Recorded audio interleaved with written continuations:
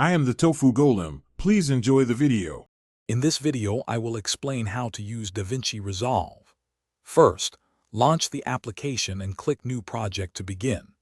Name your project and set crucial parameters like your timeline resolution, perhaps to 1920 by 1080 pixels, and your frame rate, commonly 24 or 30 frames per second.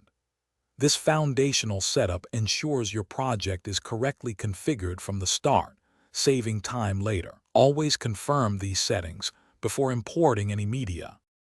Next, let's manage your media. Navigate to the media page and import your footage by dragging files into the media pool or using the import menu. Create new bins to organize your clips logically, perhaps by scene or date. Utilize metadata tags for quick searching, which is incredibly helpful for projects with hundreds of assets. Efficient organization is key to a smooth editing workflow, especially when dealing with large volumes of video and audio files. Now we move to the core of editing. The cut page offers a streamlined interface for quick assembly, perfect for rough cuts. For more precise work, switch to the edit page. Here, you can fine-tune your timeline using tools like the razor blade to split clips, the trim tool to adjust duration, and ripple delete to remove gaps.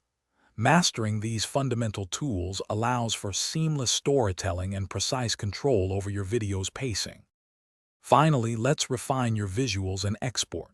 Head to the color page to enhance your footage, apply a lookup table or LUT, and make primary corrections to exposure and white balance.